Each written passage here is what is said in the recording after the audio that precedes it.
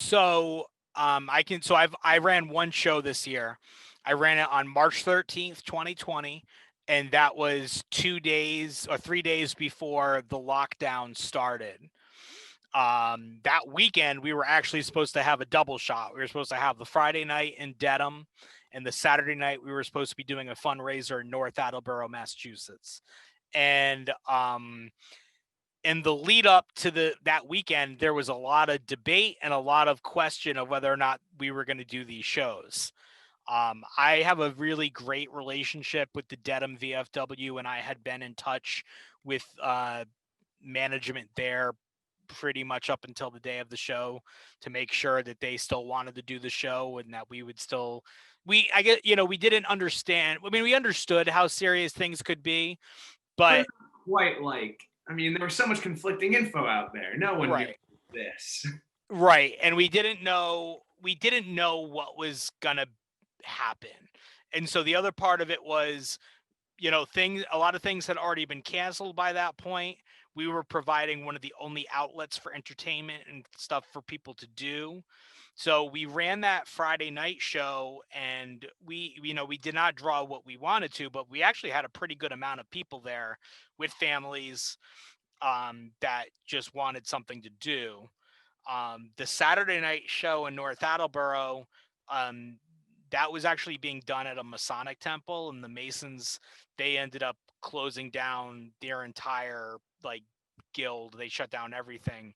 So like 2 days before the show, we had to put in a formal cancellation, send out a press release, talk to all the people that were. I had just done a newspaper article with one of the reporters an hour before the show got canceled, and he was telling me how happy he was that the show was going to happen.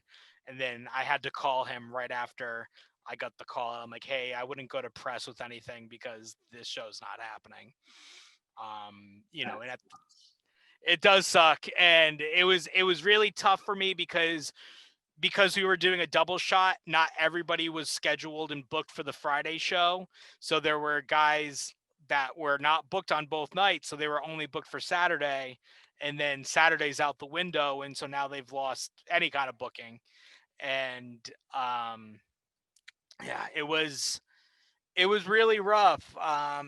It bummed me out, and I didn't at the time. I didn't know how long this was going to go for. I didn't know. So I mean, when March happened, I had already booked up all my dates in Dedham through August. So we had dates from March to August, and I also had like 3 Rhode Island dates that were already locked in.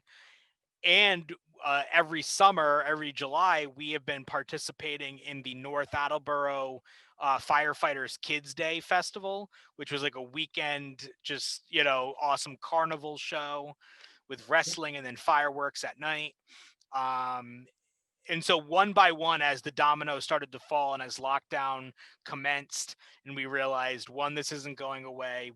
Two, this is creating a lot of health risks for people, especially high risk, elderly, people that have these problems that are susceptible. If they get hit with COVID, they could be going down hard. We realized how difficult this would be, so we kept a close eye on it. I mean, I kept a close eye on it, and every month we're getting closer to a new show, and I'm like, that's not going to happen. That's not happening. Cancel that. The Kids Day Festival was canceled. The Rhode Island dates were canceled. So just one by one, and by the time we got to August, and I realized that was the last book date that I had that was canceled, I realized, yeah, this year is not happening. Like, I had some hopes and some very far off hopes that we might have been able to do like like a fall show. Like, I was like, maybe in October or November, if things improve, maybe we can do a show, or one show to kick off the year and one show to close the year. But it just wasn't going to happen. I had looked into options about doing like a couple outdoor things. Like, I know one of the big things I saw for other companies during the summertime were the drive-in wrestling shows. Oh, I heard Uh, about a few of those. yeah, yeah, they started out in California, and they had done them. They did some in New Jersey. I thought it was a really interesting setup, and if I could have made it work, I absolutely would have because one, I'm a huge fan of drive-ins, and two, like I felt that there was a place for it if we could do it safely. But the logistics of everything and trying to get everything like together, we just couldn't do it. Like, and I think that's the theme of the entire year. The best laid plans, just will fall to pieces once we're put under this microscope and and no more than me. I'm a type 2 diabetic. I am a high risk individual. So I am one of those at risk people. And so I was very careful during the early part of this lockdown and quarantining myself off from people and things like that. And as the year went on, I've taken my precautions and my safe care, but I also had to kind of put myself back out into the world too. But I don't expect everybody to follow my lead, and I would never I would never charge fans to come to a show and put them at risk for something that could just I don't want to be I don't want that on my conscience. Which is understand. I mean, it's hard to be able to because it's easy to see you love this. Right. And I do. when I was talking to Brett, he was talking about how much it's hurt to not be able to wrestle, but you got to be smart, and it's about making sacrifices so we can get through it. Right. And I used to always joke around that NCW specifically is my bowling league, right? So people have their Friday night bowling league. Well, I have my Friday night wrestling league. These are my best friends. I have people that I've known now for 20 years that wrestle for me. I have new friends like Brett that, I just love spending time with and watching them develop and watching them learn, and I love the fans that I get to see every month and get to work with and get to put on shows for. And we it's a heartbreaking thing to lose that because this entire year has definitely been one where all you need is an escape. And NCW used to be a wonderful escape, and that's gone.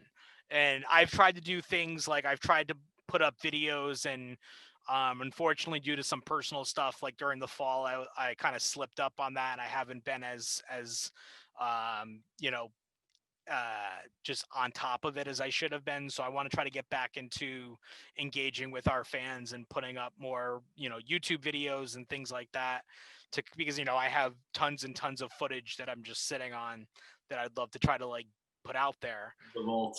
Yeah. And it is one of those things where I'm trying to find any way that I can because I don't get to see my best friends and I haven't been able to see them. I just saw one of my favorite guys in the world, Kellen Thomas, Riot Kellen Thomas, who I've known now for 17 years, and I saw him in March at our one show, and although I talk to him almost every day, I haven't seen him yet. Last a couple weeks ago was the first time I saw him since March, just because we haven't seen each other because there's no shows. And it's just one of those things where it's like, wow, that's crazy because you're so used to seeing these guys all the time. So it's been weird. It's definitely been a weird experience. Is there any light at the end of the tunnel? Any optimism for 2021? Do you think in the spring there might be a chance for some? Yeah, so a couple things with that. So NCW, uh, unlike some wrestling companies, I take the winters off. I do a seasonal format. I run from usually February, March until November. And then I take those cold, hard winter months off because I don't want to risk a show getting snowed out. I don't want to risk any problems with that. Now, So, holidays, not a bad plus. right. And then usually when we come back by early March, the worst of the weather has hopefully subsided, and then we can focus on spring. So in a perfect world, if the rumors of all of these vaccines end up being on the up and up and there's success in these trials, I'm very hopeful that come March of next year, I could see us, tentatively trying to dip our toes back in and getting back to business. Now, a lot of that is going to depend on the venues themselves and what they're willing to do. Plus, I know in the state of Massachusetts, their COVID restriction guidelines are they're incredibly strict. And Governor Baker has already said that they have no plans to go to like phase 4, I think it is, that would allow like these indoor sporting events and other things to take place until there is a vaccine in place. So in Massachusetts, that might not even be an on the table option until there is a widely distributed vaccine. Rhode Island, I found their laws to be a little more laxed, especially since over the summer, I know of a couple of different Rhode Island companies that ran shows. One was an outdoor company show that did a couple outdoor shows. Another was XWA in West Warwick, Rhode Island, where they were running shows out of their event center that was an indoor venue. Um, and again, I don't know if they should have been running, but they did. And right now Rhode Island is still struggling with cases, and they've kind of tightened the grip a little bit more. But I also could see them loosening that grip a little bit before Massachusetts does. So, maybe spring 2021, Rhode Island might be, Fingers crossed. yeah, it might be one of those options that we can get back in and, maybe do a show. Like the other thing is, and I think this is something that for New England, for promoters, um, you know, even if you can only run at 60-70% capacity with fans, you got to really ask yourself, is that lucrative enough for you to run? Because if you think about, oh, they're coming for you.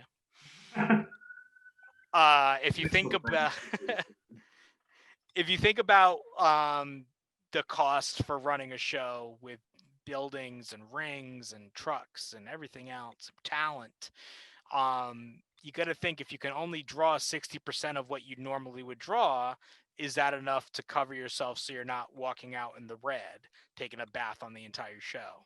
So as a promoter, I look at that very honestly, because NCW, we're mom and pop shop wrestling.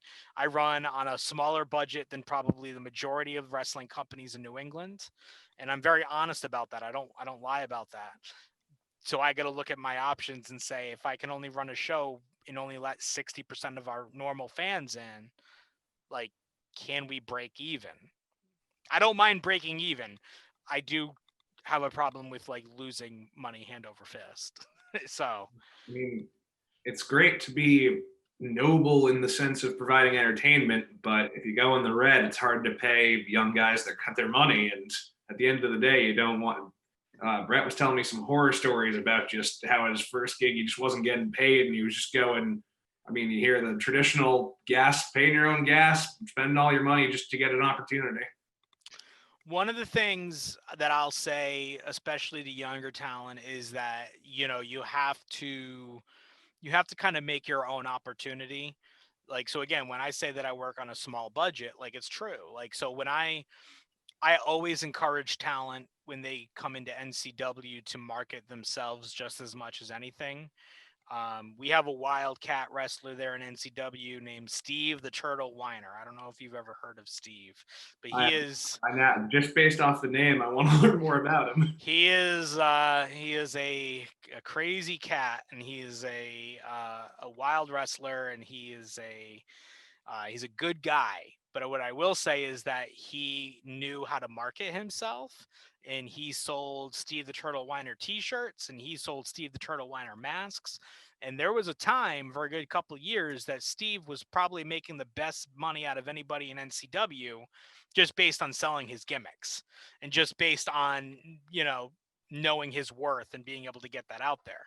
So I always tell people, like, think about yourself and how to market yourself and how to sell yourself. And, Absolutely. on these smaller shows, you might not be getting the biggest paydays, but you can still walk away positive at the end of the night, with Oh, making some good absolutely. coin. And even a small payday is still something. And like you said, it's a canvas. You're getting the exposure, which is a young wrestler, that's worth more than any actual paycheck.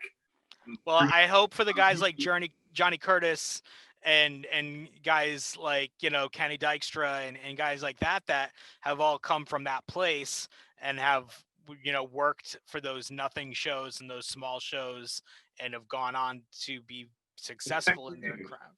It's Yeah. absolutely paying your dues.